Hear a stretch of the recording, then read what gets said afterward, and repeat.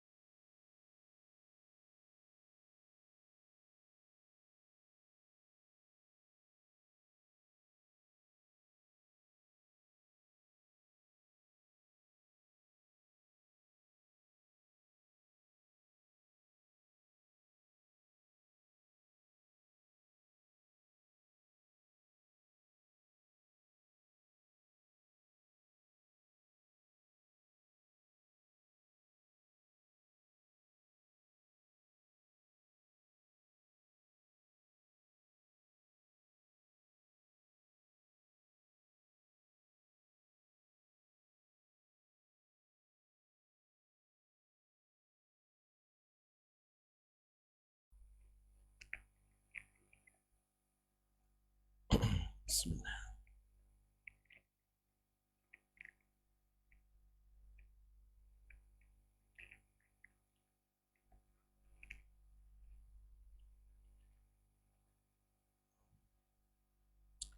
Bismillahirrahmanirrahim. Assalamualaikum warahmatullahi wabarakatuh. Alhamdulillahi rabbil alamin, wal aqibatu lil muttaqin, wala udwana illa 'alal zalimin. Asyhadu an la ilaha illallah wahdahu la syarika lah, waliyus salihin wa khaliqul khalqi ajma'in wa raziquhum, wa ma min dabbatin fil ardi illa 'ala Allahi rizquha wa ya'lamu mustaqarraha wa mustawda'aha kullun fi kitabin mubin. Wa asyhadu anna Muhammadan 'abduhu wa rasuluhu sayyidul amin, sallallahu alaihi wa ala alihi at-tayyibin wa azwajihi at-tahirati ummahatil mu'minin wa ashabihi al-qadatil ghurril mayamin wa man tabi'ahum bi ihsanin ila yaumiddin, amma ba'du. Ma'asyar muslimin, ma'asyar muslimat, rahimanillah wa iyyakum. Alhamdulillah, Allah Subhanahu wa taala mengizinkan kita kembali bertemu dalam majelis ilmu. Mudah-mudahan semakin bertambah ilmu, bertambah pula keimanan, dan semakin semangat untuk membuahkannya dalam bentuk amalan. Salawat dan salam kepada baginda Nabi alaihi salatu wassalam yang senantiasa menghasung kita dan mencontohkan kepada kita untuk selalu menambah ilmu, karena majelis ilmu itu adalah cahaya yang menuntun kita, benteng yang menjaga kita dari berbagai fitnah, khususnya fitnah asyubuhat. Oleh itu mari kita bersyukur karena kita diberikan kesempatan ini, walaupun hanya sekedar bertemu, memuja dan memuji Allah Subhanahu wa taala itu sungguh luar biasa. Kita bisa bertemu saling memberikan senyum, dan senyum itu sedekah.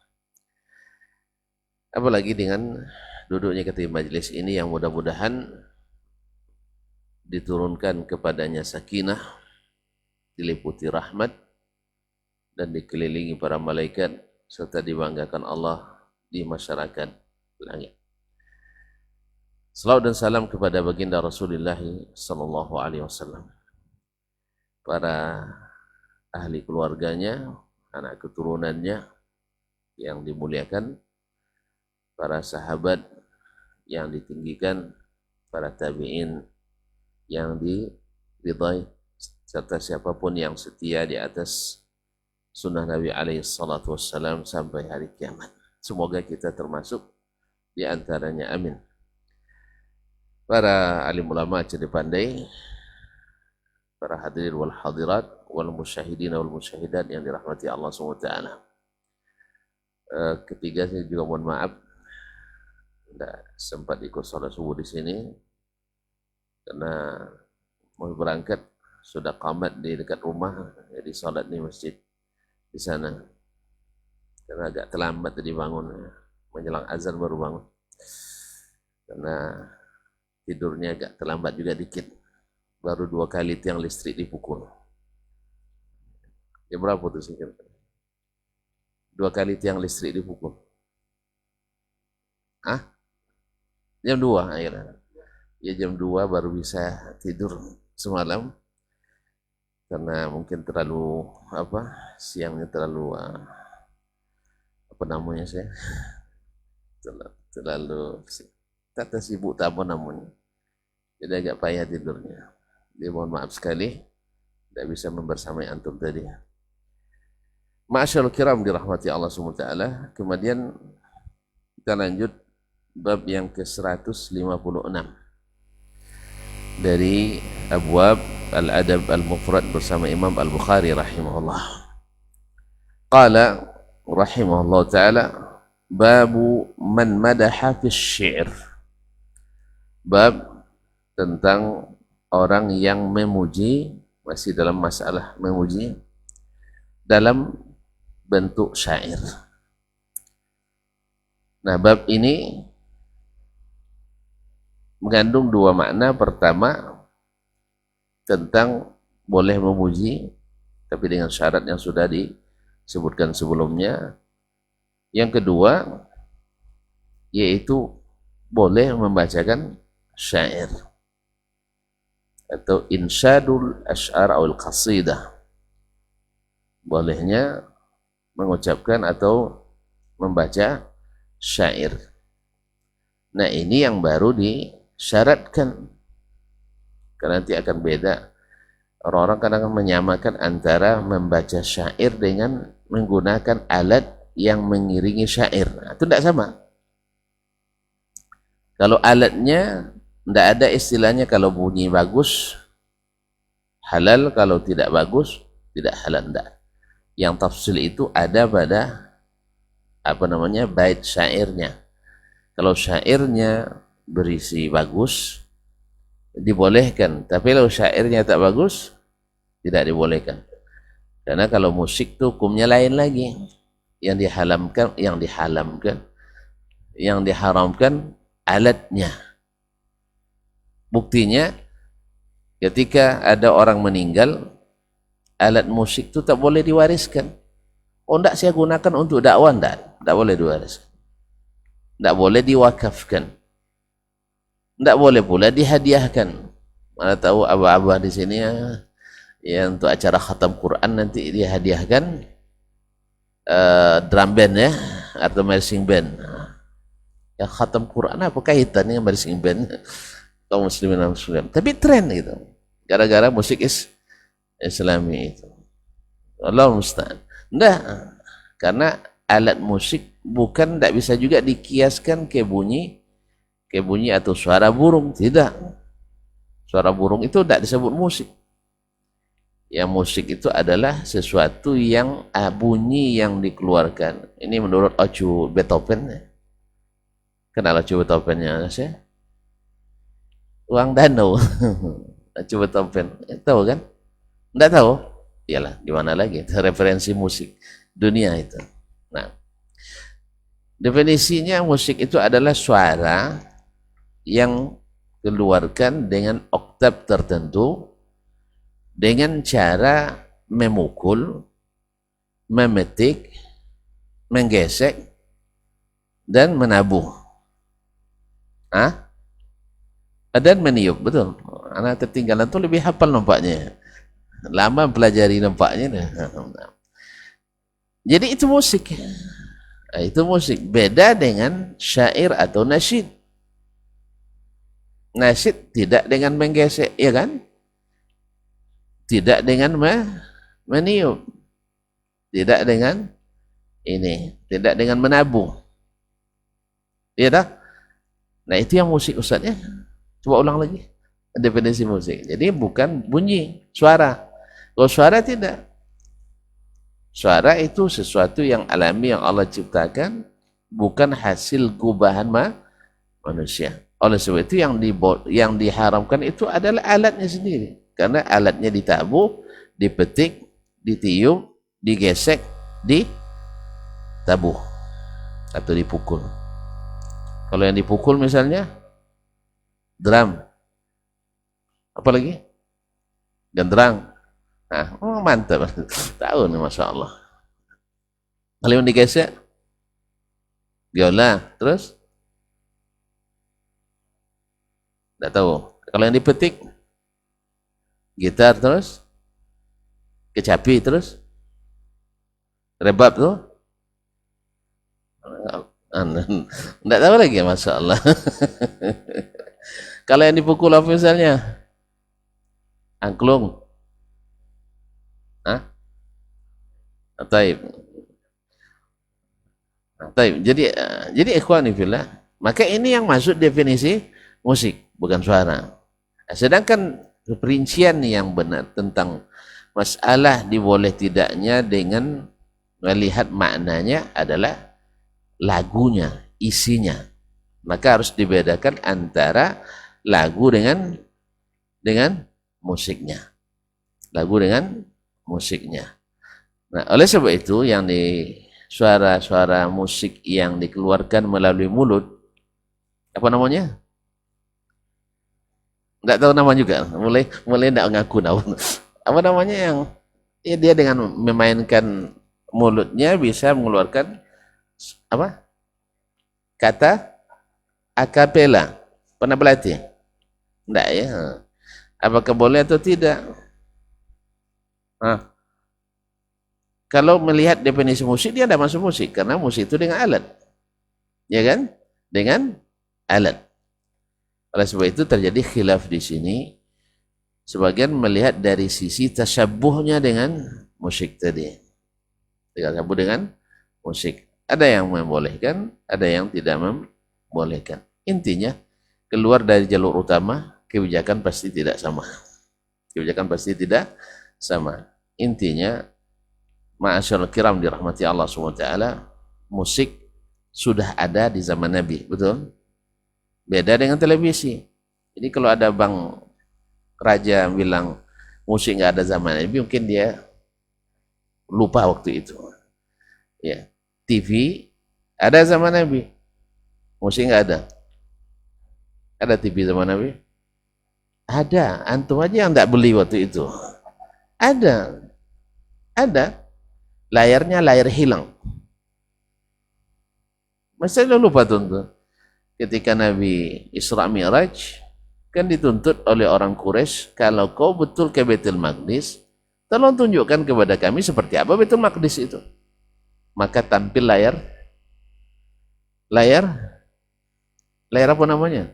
Kan ada layar tancap, ada layar kaca, ada layar perak, ada layar apa lagi? Layar sentuh, ada layar hentak. Dan ini layar hilang, lebih canggih lagi. Selesai tampilannya, hilang layarnya. Ada gak itu? Ada. Di zaman Nabi alaihissalam. Lebih canggih sebenarnya. Sebenarnya lebih canggih. Nah, kaum muslimin dan muslimat dirahmati Allah. Nah, apa dipakai? Nah, dipakai tak? Dalam dakwah musik itu tidak dipakai oleh Nabi alaihissalatu wassalam.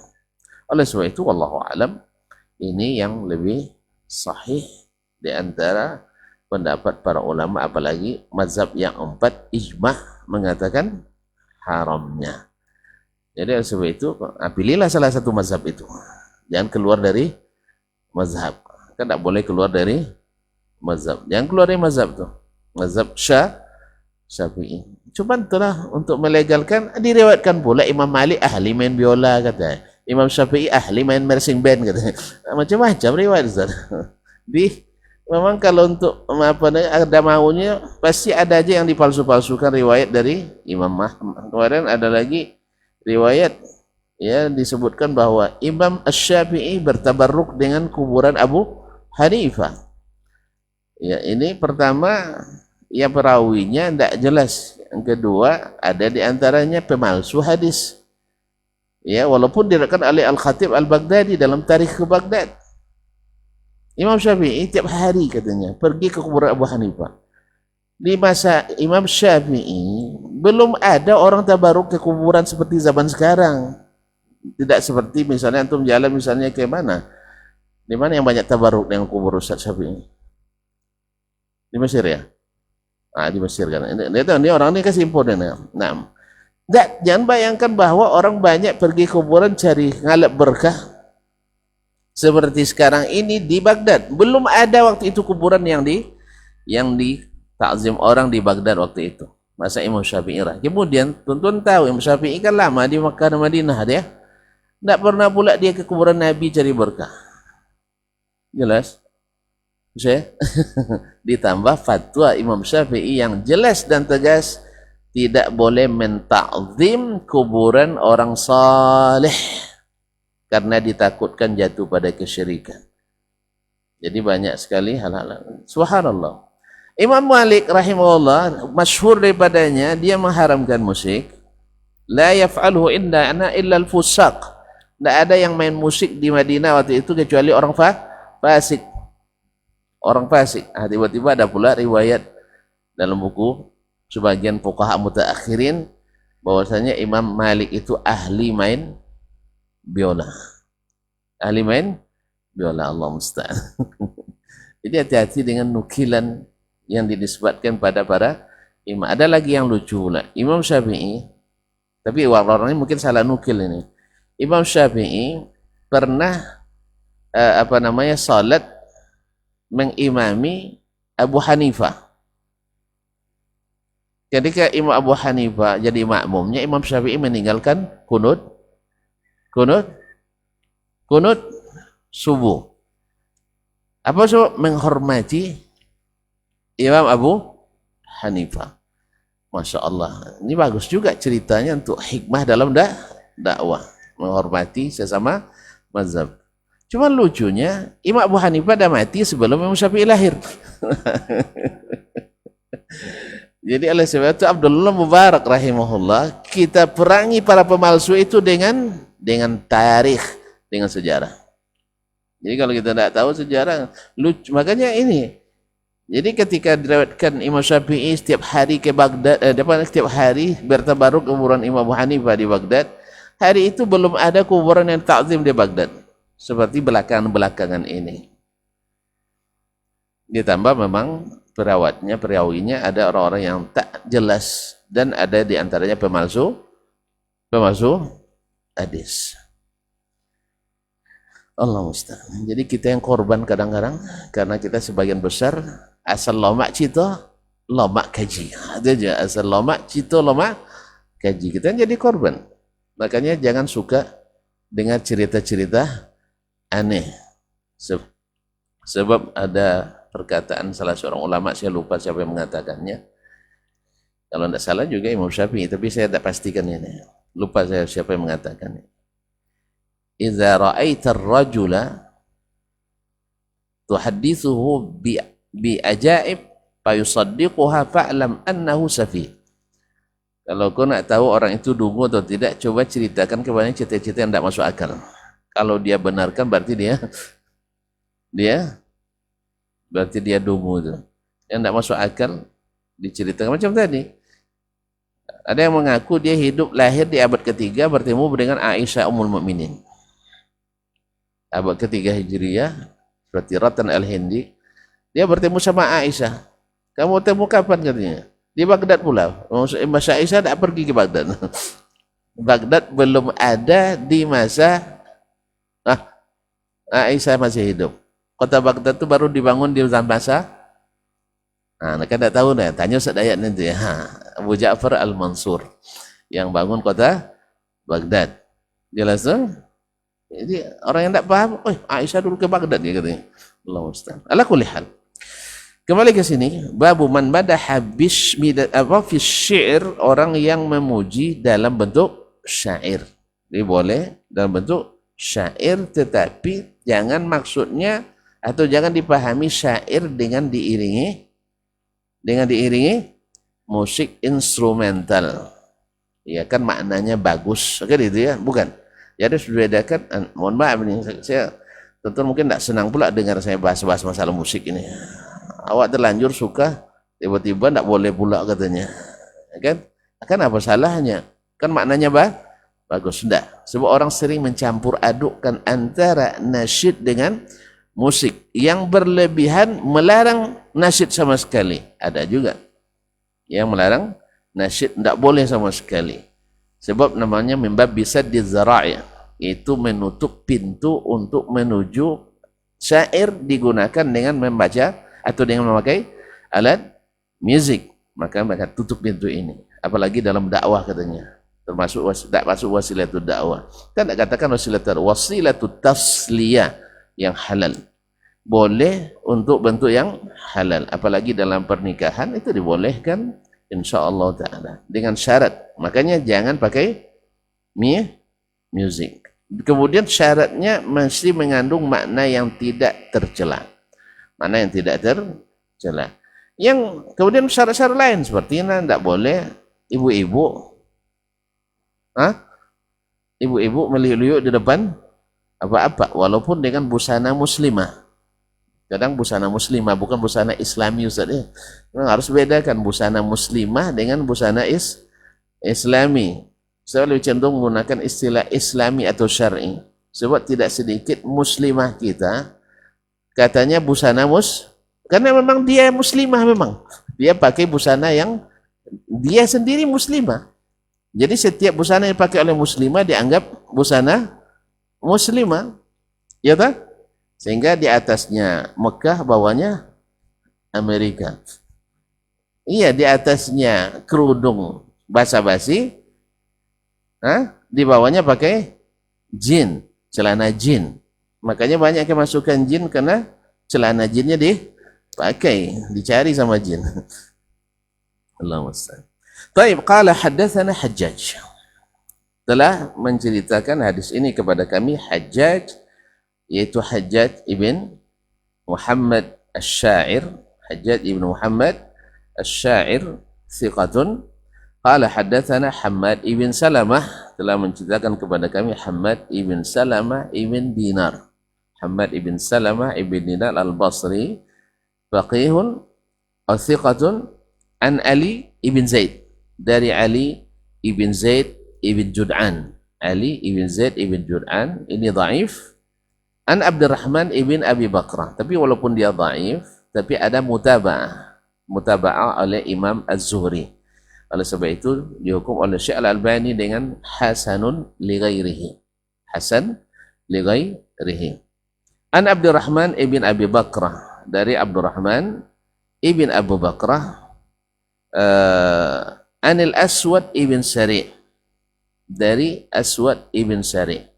Al-Ansari, sahabat Nabi alaihi salatu wassalam, qala ataitu an-nabiyya sallallahu alaihi wasallam, saya datang ke Nabi alaihi salatu wassalam, faqultu, lalu saya berkata kepadanya, ya Rasulullah, wahai Rasulullah sallallahu alaihi wasallam, qad madahtullah bimahamida wa midah, saya telah memuji Allah dengan puji-pujian dan sanjungan-sanjungan, maksudnya dengan syair, dengan qasidah.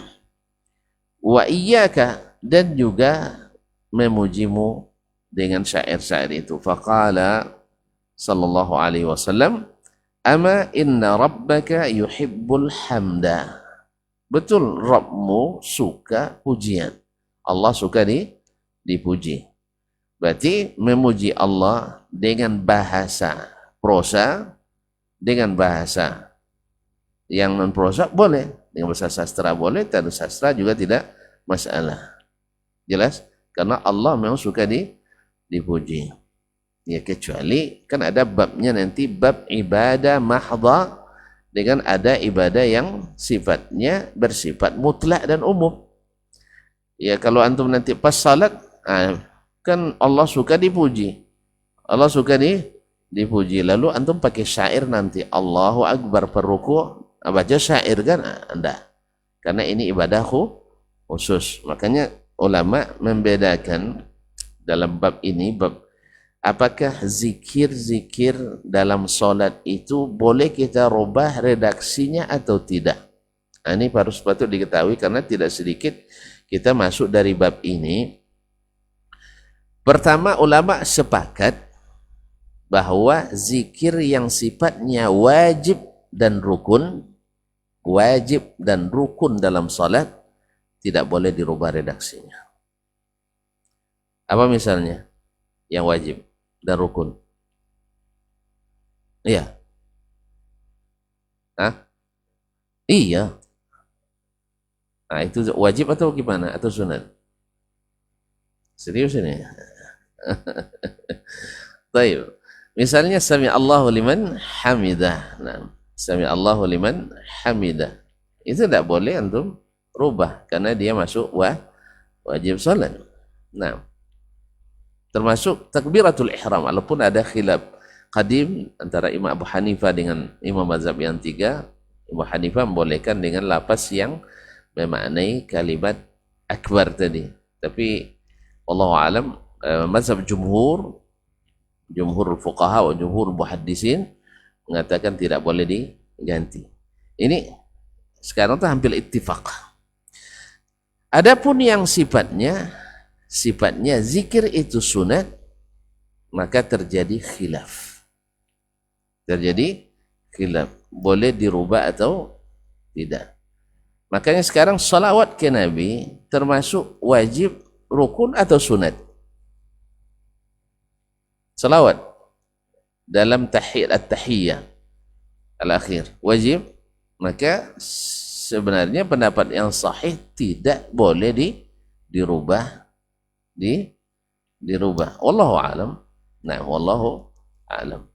Ada khilaf memang, tapi yang dekat tidak boleh dirubah atau ditambah. Tapi kalau zikir yang sifatnya mutlak, boleh antum dengan redaksi sendiri. Contoh zikir yang misalnya bersifat khusus, boleh nggak dirubah redaksinya? Misalnya antum nak masuk,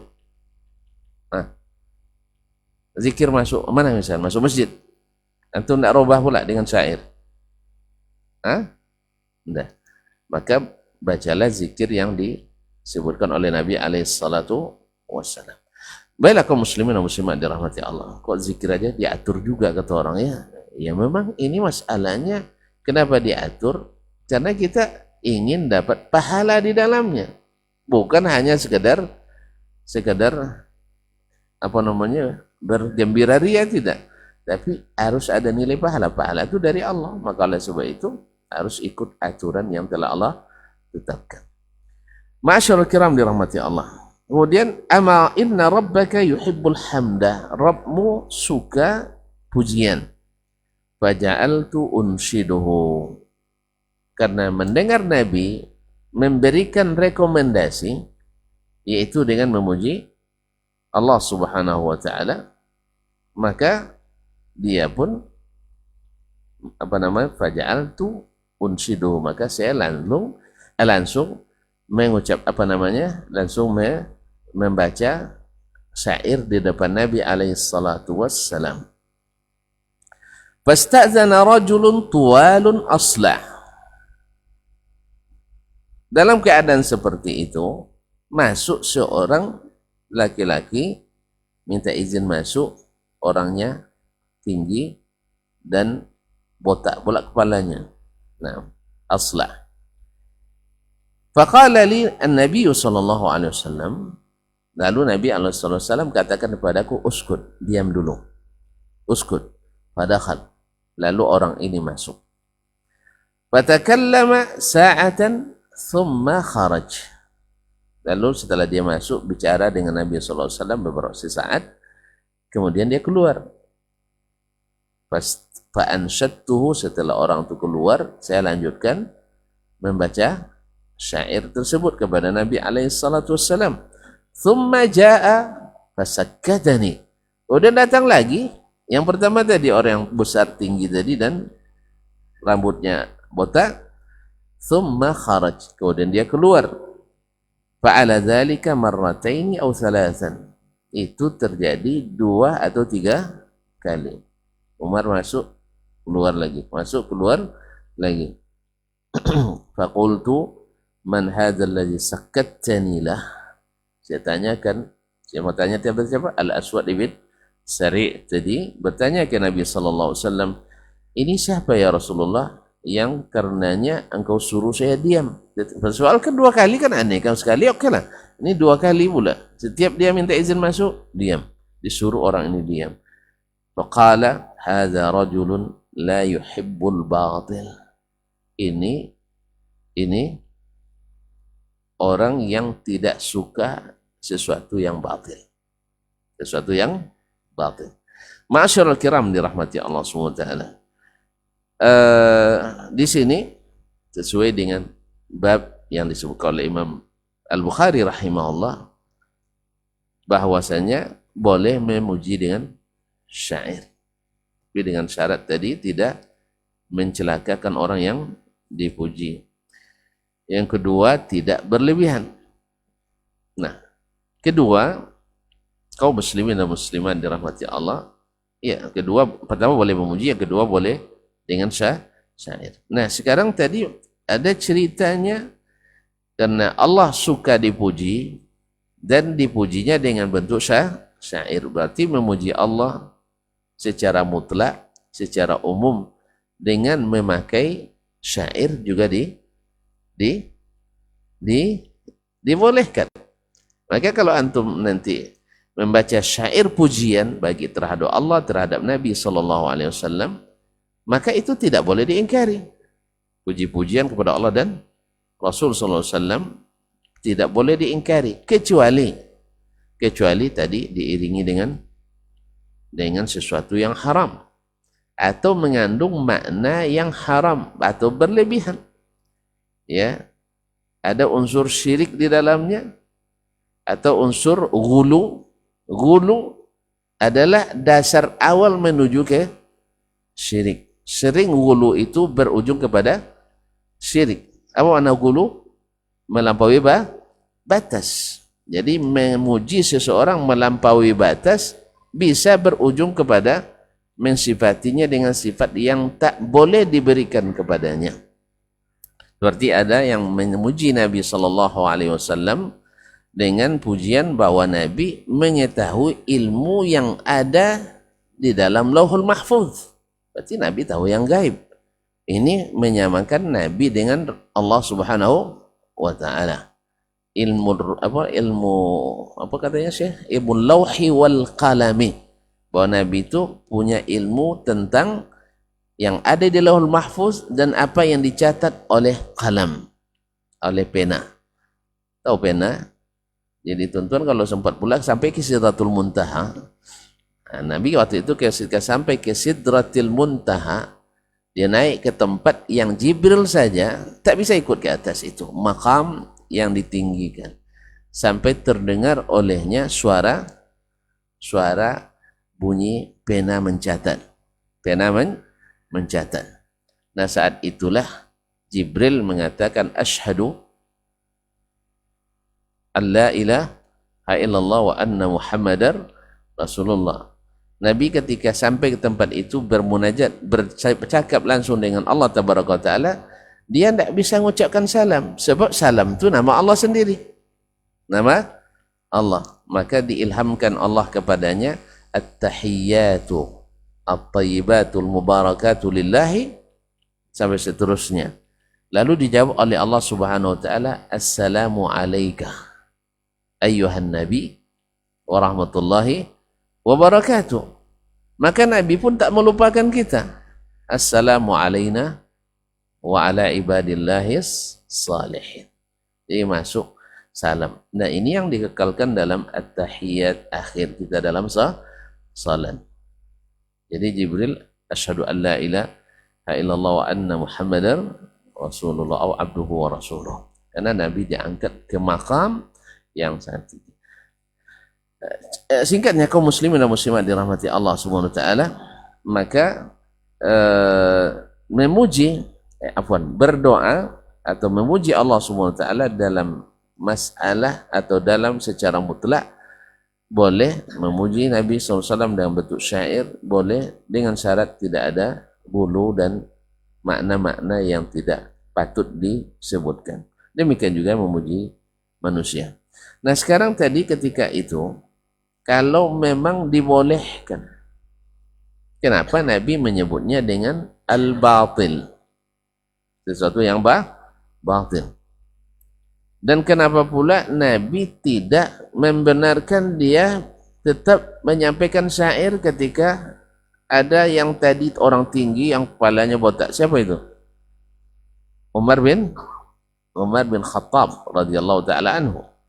Dia Umar masuk, minta izin ke Nabi sallallahu alaihi wasallam. Ketika Umar masuk, maka dilarang oleh Nabi alaihi salatu wassalam.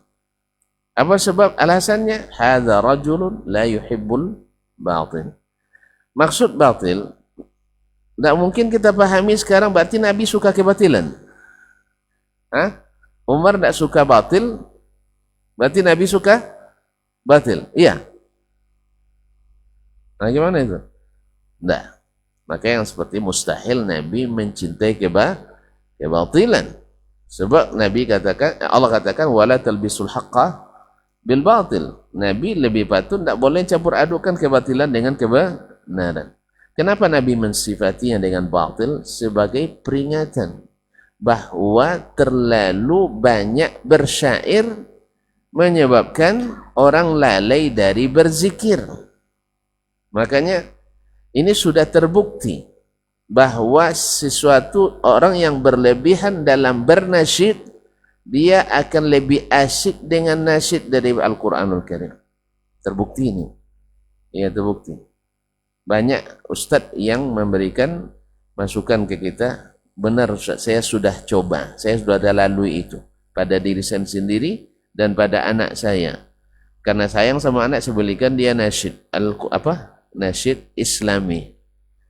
Subhanallah, dari awalnya mudah disuruh menghafal Quran, satu halaman sehari, ini sebaris payah disuruh lebih sering memutar nasyid. Awak sama juga ini, langsung bergoyang kaki itu kan dengan nasyid, apalagi paham maknanya Ustaz itu. Jadi oleh sebab itu makanya Nabi menyebutnya dengan batil, lima ala ilaihil amru. Ini namanya fikil ma'alatil umur. Jadi kalau seandainya membawa kepada kelalaian dari zikir, maka dia menjadi sesuatu yang batil. Yang kedua, ini Nabi SAW kan dia rahmatan lil alamin, maka dia melapangkan, lebih lapang dibanding dengan yang lain. Kalau Umar tidak, Umar maunya yang serius-serius, yang maunya yang serius. Ketika ada seorang jariyah bersyair di depan Nabi, masuk Abu Bakar, masuk Umar, berhenti mereka semuanya. Ketika ada ibu-ibu sedang berada di sekitar Nabi SAW bertanya, masuk Abu Bakar maka biasa, tapi pas masuk Umar, pada masuk semua ke dalam. Ya dah. Jadi Umar orangnya sangat tegas. Makanya di zaman Umar itu radhiyallahu taala anhu, fitnah itu tertutup. Maka Nabi katakan hadza babul fitnah. Ini bab yang menutup segala fitnah masuk. Lalu ditanyakan ke Nabi SAW, ayughlaqul bab, ini bahasa isyarat, ini bahasa balaghahnya. Ayughlaqul bab am yuksar ya Rasulullah, apakah pintu itu nanti ditutup, artinya matinya biasa, au yuksar, atau dipatahkan pintu itu. Kata Nabi SAW, pintu itu akan dirobohkan, dipecahkan. Berarti isyarat Umar. Wih, isyarat Umar belum paham. Saya ulang lagi sampai paham. Nabi kan mengatakan Umar ini pintu, ibaratnya pintu. Nampak pintu? Kalau ditutup masuk fitnah. Misalnya ada lalat nih, kita tutup pintu masuk lalat, enggak. Masuk langau. Langau sama lalat ya. Masuk bau misalnya dari luar, lalu kita tutup enggak masuk. Nah, pintu itu nanti ditutup ke apa namanya? Dibuka dengan normal atau dipecahkan. Dipecahkan. Apa maknanya? Ya dibunuhlah. Kalau sudah dipecahkan dipakai lagi? Ya enggak. Makanya isyarat Umar akan mati syahid. Lah paham? Kalau ulang lagi ya. Nah, dan banyak ada hadisnya. Jadi kaum muslimin. Jadi Umar itu orangnya jadun. Orangnya maunya yang serius. Serius. Makanya setan saja tidak berani dekat. Ini tidak bisa, pas salah-salah tampar gitu kan itu. Jadi tidak bisa, Umar tidak bisa main-main. Ya, kalau kita setan mau ikut rapat sama kita tuh. Ya, rapat keagamaan pun mungkin ikut setan sama kita. Ya, sama kita. Ya Ustaz ya, ini rapat agama ya, ikut juga setan nimbrung kadang. Allah musta'an. Sehingga selesai rapat bukan bersih hati tapi dendam yang timbul. Apa tadi yang dibilangnya, kita subhanallah apa gitu. Sebenarnya sudah buat kesepakatan. Kalau begini pasti apa juga hasilnya nanti itu. Jadi kalau muslimin dan muslimat dirahmati Allah, karena syaitan masuk. Karena rapat bukan lagi mengacu kepada syariat, tetapi kepada kepentingan dan manfaat. Ini masalahnya. Kemarin habis rapat kan masih perang juga. Kadang sebelum rapat ada mufakat, tapi setelah rapat tidak sepakat. Allah musta'an. Kadang-kadang lebih baik tidak rapatnya. Baiklah. Jadi ya, Umar radhiyallahu taala anhu disebut dengan oleh Nabi sallallahu alaihi wasallam, "Hadza rajulun la yuhibbu al-batil." Karena ini bila berlebihan akan membawa kepada kebatilan. Makanya ketika orang-orang walimah, Nabi sallallahu alaihi wasallam sebutkan, "Innal ansar yuhibbun." Orang Ansor ini suka hiburan. Ya tak? Maka Nabi berikan izin untuk anak-anak dan kaum wanita untuk berhibur di masa atau di saat pernikahan atau walimah. Ya, karena khususnya ibu-ibu kan suka itu. Maka diizinkan dengan pakai Rabbana ya. Rebana. Ya, dari rebab itu diizinkan hanya duf. Berarti kalau diizinkan duf, ini kan juga dalil apa namanya, mafhum ya, daripada mantuqul hadis. Kalau diizinkan maknanya kan rukhsah. Maknanya rukhsah, berarti hukum asalnya azimahnya musik tidak diizinkan. Kalau diizinkan di waktu walimah, berarti hukum asalnya, saya ulang lagi, kan Nabi izinkan waktu walimah untuk pakai musik, ya. Dengarkan dulu, pakai musik. Itu pun jenis tertentu, yaitu duf. Dari sini bisa dipahami, berarti hukum asalnya tidak boleh. Sebab kalau boleh itu apa diizinkan ini? Kemudian kenapa dibatasi? Untuk ibu-ibu dan anak wanita. Berarti kalau seandainya hukum asalnya boleh, tidak ada makna diizinkan rakhsah itu, tidak ada maknanya. Berarti kalau dirakhsahkan, berarti azimahnya tidak dibolehkan. Kalau tidak salah itu usul fikihnya Ustaz ya. Ustaz harus belajar usul fikih lagi Ustaz. Biar paham gitu ya, biar paham. Jadi saya ulang lagi, bila rukhsah namanya, Nabi kan rakhasah, Nabi rukhsahkan untuk saat walimah, ya, bagi kaum wanita untuk memakai duf.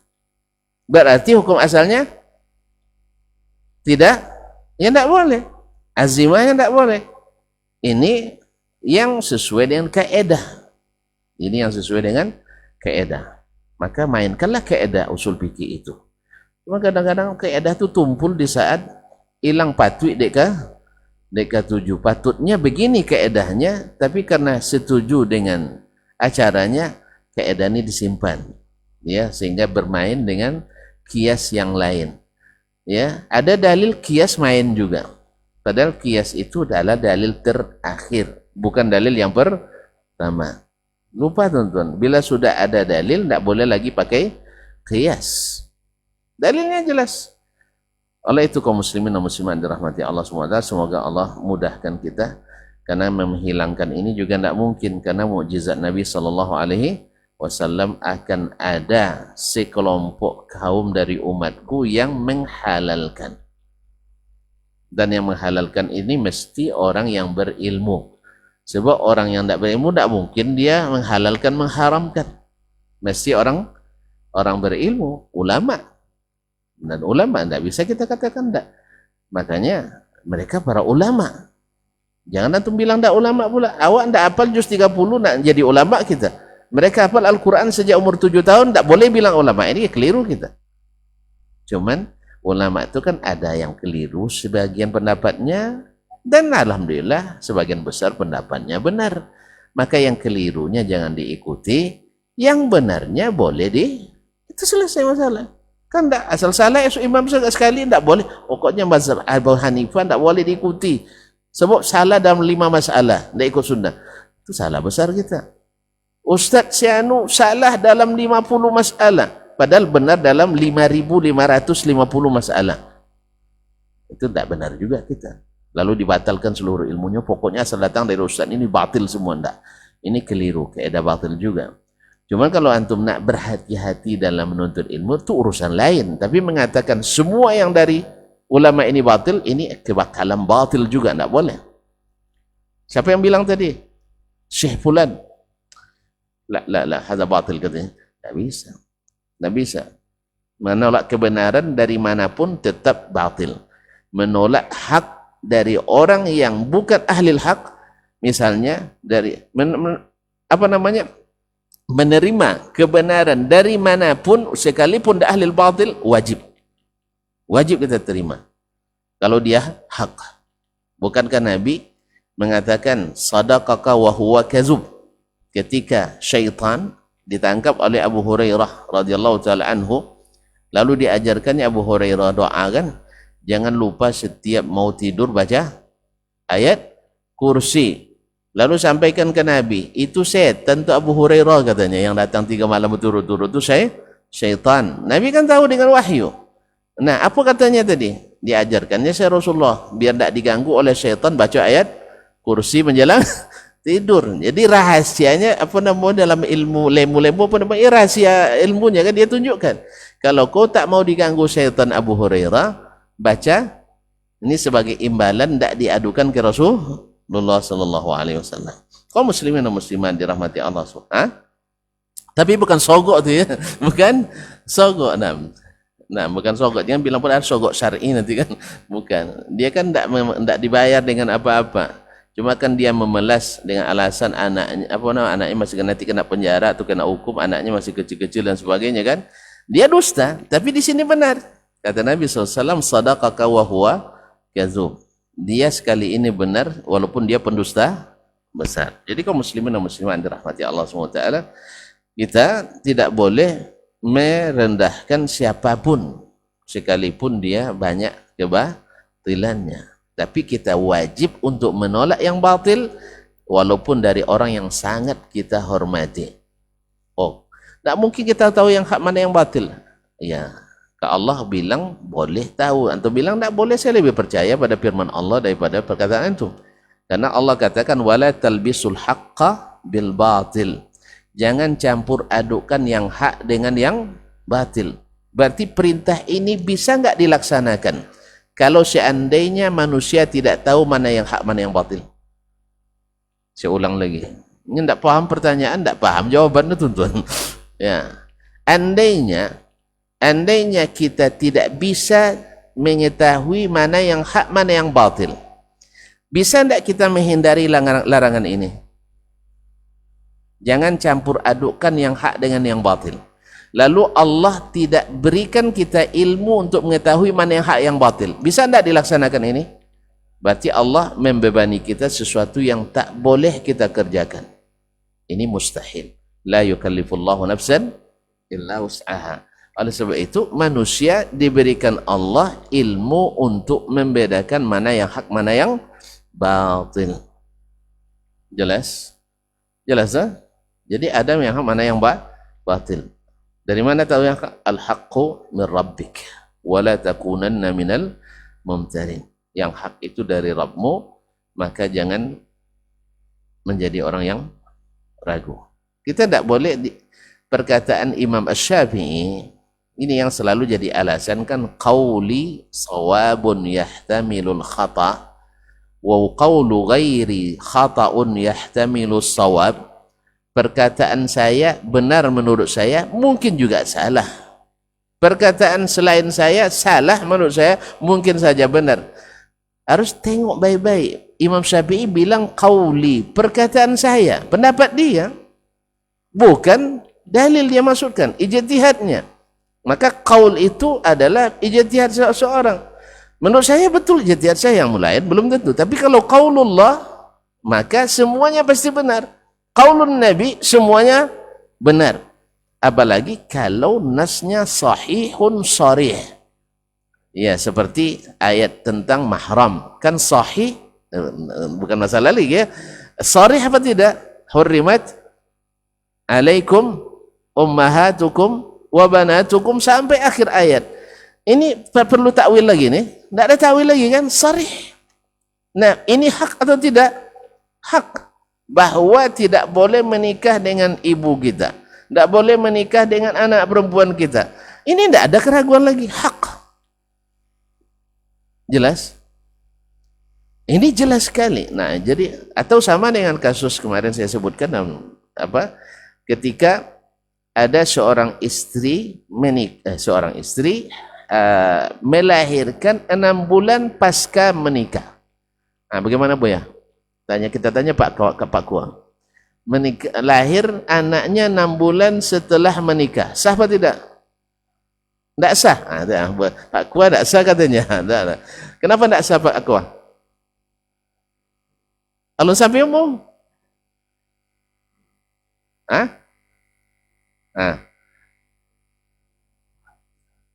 Menurut kompilasi hukum Islam, sah ya? Betul, alhamdulillah. Tapi bilang tidak sah tadi? Mazhab mana?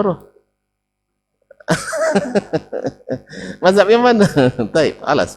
Karena sebagian mazhab kan menetapkan aqallul hamli tis'atu ashhur.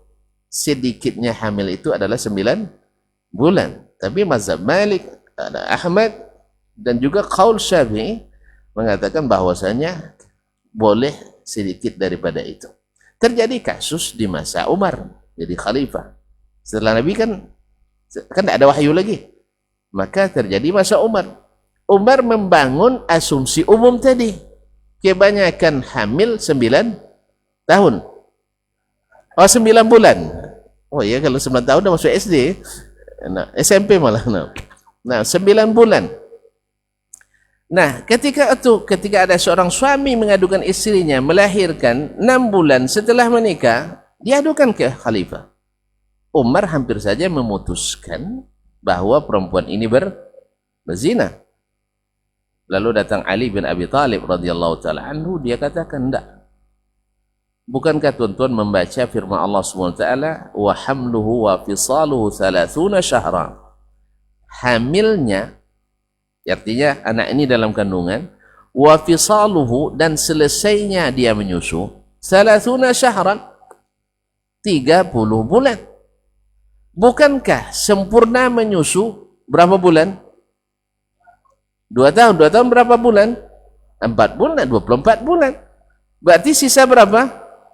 6 bulan. Berarti hamil sah 6 bulan. Selamatlah orang itu.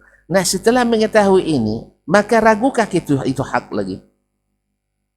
Masihkah kita ragu bahwa hamil 6 bulan sah secara syar'i? Masih ragu lagi? Nah, karena ayatnya mirip sharih. Walaupun tidak sharih secara nas, secara tekstual, tapi mirip ayatnya sharih. Karena wal walidatu yurdi'na auladahunna haulaini kamilaini liman arada itimar. Maka Allah sebut sempurna menyusu 2 tahun. Jarang sempurna kan? Apalagi kalau langsung dapat adiknya. Baru 4 bulan dah berhenti pula nyusu kadang. Terpaksa susu kaleng lagi. Akhirnya banyak produk kaleng-kalengan. Iya kaleng-kalengan. Allah musta'an. Baik kaum muslimin dan muslimat dirahmati Allah SWT. Kita jadi kemana-mana ini. La haula wala quwwata illa billah. Jadi dari kata al-batil tadi, jadi Nabi bukan maksudnya adalah bahwa syair itu batil secara mutlak, tidak. Tapi bima ya'ulu ilaihi, kemana ujung-ujungnya nanti kalau berlebihan, dan Umar tidak suka yang seperti itu. Maka disebutnya hadza rajulun la yuhibbul batil. Dan kalla wa hasya, na'udzubillah kalau kita katakan Nabi suka yang batil. Suka yang batil. Karena dalil-dalil yang umum, bukan umum lagi, secara mutlak menafikan kebatilan dari Nabi alaihi salatu wassalam. Tapi karena dia rahmah, maka dia membawakan kelapangan bagi umat. Karena ini hukum asalnya boleh. Hukum asalnya boleh, maka tidak dilarang sampai ada hal-hal yang menyebabkannya dilarang. Wallahu musta'an. Baiklah kaum muslimin dan muslimat, kemudian beliau menyebutkan riwayat kedua dalam bab ini. Qala haddatsana Sulaiman, telah menceritakan kepada kami hadis ini Sulaiman. Siapa Sulaiman ini? Mungkin dia Sulaiman ibn Bilal al-Abdi. Saya ragu di sini. Atau bisa saja Sulaiman ibn Daud az-Zahrani. Saya ragu siapa, tapi yang jelas dua-duanya istiqah. Qala haddatsana Hammad ibn Zaid, telah menceritakan hadis ini kepada kami Hammad ibn Zaid, itu Hammad ibn Zaid ibn Dirham. Atau tadi Hammad bin Salama ibn Dinar. Mana yang mahal dinar pada dirham? Dinar. Masih ingat kan? Maka Hammad bin Salama lebih afdal daripada Hammad ibn Zaid dari sisi kemuliaannya, ketokohan dan karismanya. Tapi dari sisi ilmunya, riwayatnya, Hammad bin Zaid lebih kokoh dari Hammad ibn Salama. Hammad Salama ada juga riwayatnya ikhtilaf atau banyak ikhtilaf riwayatnya. Tapi kalau Hammad Zaid rata-rata riwayatnya lurus. Riwayatnya lurus. Makanya, tapi kalau tanya tentang afdaliyahnya, mana yang lebih afdal dan lebih dihormati orang, lebih punya karisma, wibawa dan seterusnya, maka Hammad ibn Salama lebih dimuliakan. Sehingga ada yang ditanya ulama, saya lupa lagi nih yang ditanya, mana yang lebih afdal, Hammad bin Salama dari Hammad ibn Zaid? Dijawabnya, man kana jadduhu dinaran afdalu minalladzi jadduhu atau mimman jadduhu dirhaman. Orang yang datuknya dinar lebih mahal daripada yang datuknya dirham.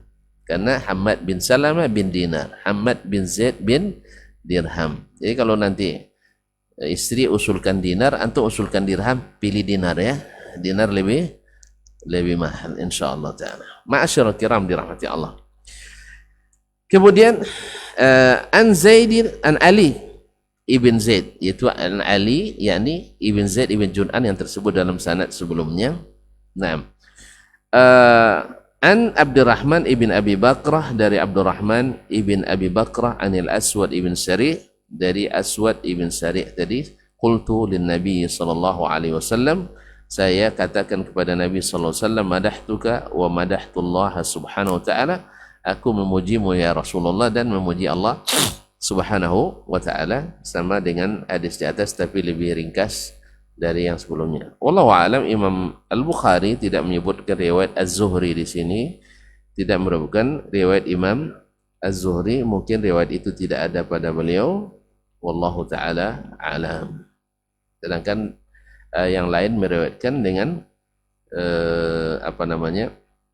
meriwayatkan dari jalan Az-Zuhri dari Abdurrahman ibn Abi Bakrah dari Al-Aswad ibn Sari. Sehingga dengan demikian riwayat Ali ibn Zaid ibn Jur'an ini sahih atau hasan li ghairihi, bahwa Nabi SAW membolehkan membaca syair. Bahkan dalam riwayat lain juga ada syahidnya juga. Nabi mendengarkan syair di dalam masjid. Berarti boleh membaca syair di dalam masjid. Itulah sebabnya kenapa para khatib yang bagus-bagus itu, yang khatib khutbah al-mufawwidin, dalam khutbah-khutbah mereka sering menukil syair. Dan memang enak bahasa syair itu kaum muslimin. Ya. Kalau awak tak pandai bersyair aja, penikmat aja kan, sama dengan awak tak pandai buat kopi tapi suka kopi, tak pandai buat sate suka makan sate, tak pandai masak tapi suka suka makan. Itu aja, kita masih baru penikmat gitu. Alhamdulillah. Ya, kemarin ada 4 bait syair sudah hafal, sekarang lupa lagi Ustaz. Ya man, coba sekali nangkonangnya nopal potong ya. Baru kemarin bagus syairnya. Astagfirullahaladzim. Coba tolong diingatkan Ustaz Fajri ya, kalau saya lupa nanti. Ini hafiz gemerang kan. Ya man zakara sanawati mufakhiran laysa al-ibratu bis sanawati. Nah, itu lupa yang kedua lagi. Yang tak bisa lupa ini ada yang tak bisa lupa. Ya man ghadautu bihi fin nasi mushtahiran qalbi yuqasi alaikil hamma wal fikra in ghibti lam ajid insanan yu'anisuni wa in hadarti fa kullun nasi qad hadara. Tak ada yang tersenyum, berarti yang tak hafalnya. Atau ada syair misalnya, kalau tadi syair itu syair romantis yang tadi itu, antum kalau hafal nanti untuk istri saya hafalkan itu. Jangan dulu jangan dulu biar penasaran. Nah, tapi ada syair tawakal dari Imam Asy-Syafi'i rahimahullah. Ada juga syair tentang kebakhilan yang luar biasa. Tapi tidak usah lah bakhil, tidak usah lah ya. Syair tentang rezeki lah. Berkata Imam Asy-Syafi'i rahimahullah, tawakkaltu fi rizqi 'ala Allahi raziqi, 'ala Allahi khaliqi, wa aiqantu anna Allah la syakka raziqi. Ma yakum min rizqi, sambung. فليس يفوتني ولو كان في قاع البحار العوامق. ما يكن من رزقي لم يكن يفوتني ولو كان في قاع البحار العوامق. فسوف يأتي الله العظيم بفضله ولو لم يكن مني اللسان بناطق. ففي أي شيء تذهب النفس حسرة وقد قسم الرحمن رزق الخلائق. Ini enak dengarnya kan. Cuma itu lawan tak apal, baru kemarin udah lupa lagi. Ini tahu maknanya kan? Oh enggak ya. Dalam masalah rezeki saya tawakal sepenuh kepada Allah yang menciptakanku. Dia yang cipta pasti lebih tahu dia bagaimana bagi rezeki. Cipta aja bisa, apalagi beri rezeki. Saya yakin itu. Apapun yang jadi rezeki saya takkan luput dari saya, sekalipun letaknya di dasar lautan yang dalam. Allah dengan karunia-Nya akan datangkan kepadaku. Tidak perlu saya menyelam. Ya tak? Kalau Allah yang mau datangkan. Sekalipun lisanku tak pernah meminta. Kadang-kadang kan kita dapat lebih dari yang kita harap. Baik, oleh sebab itu, kenapa hati ini hancur berkeping-keping? Gara-gara melihat orang dapat, padahal Allah yang Maha Rahman, yang telah membagi rezeki seluruh makhluk. Ini kalau diterapkan, hasad hilang. Cuma kadang-kadang kita tidak lupa itu. So dia den situ sonorunya kan. Harusnya saya, bukan harus itu menurut antum, tapi menurut Allah bukan antum yang harus itu. Iya tak? Terimalah takdirnya.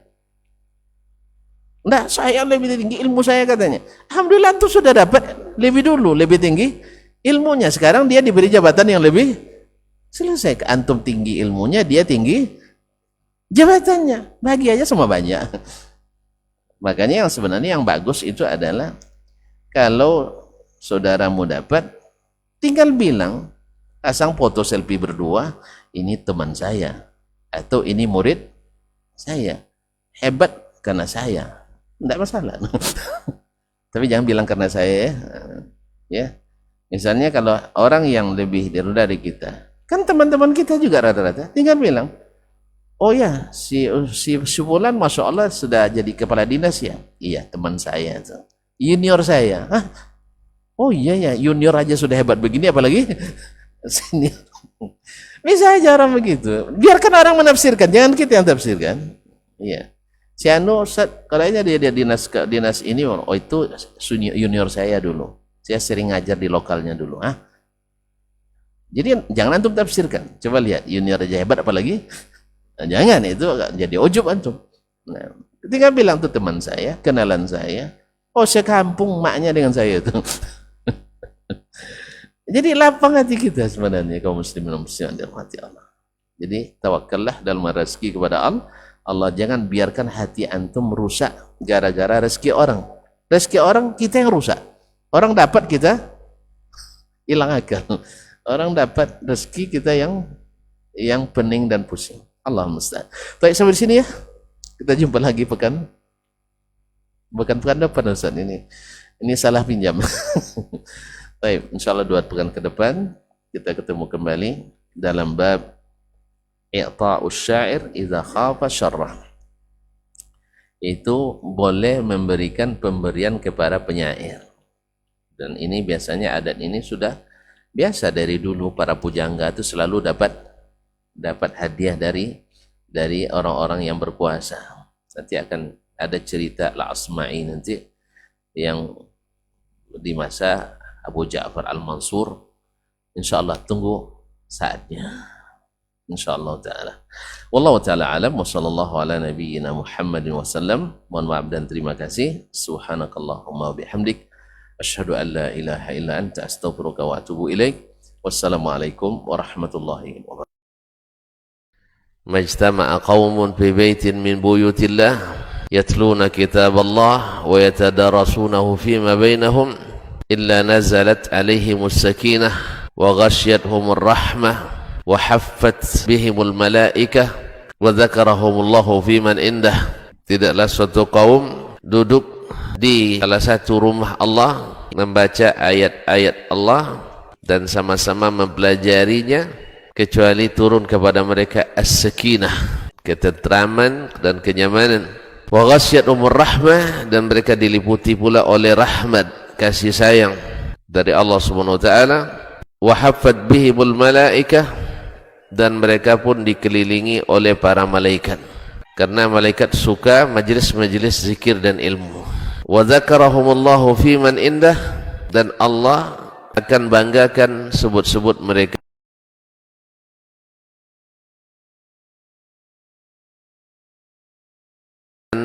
malaikat yang sering disebut-sebut di sisi Allah di kalangan para malaikat. Dan di akhir majelis ini mudah-mudahan kita pula mendapatkan seperti yang tersebut dalam hadis qudsi, qumu maghfuran lakum, silahkan berangkat meninggalkan majelis ini dalam keadaan diampuni dosa-dosa kalian.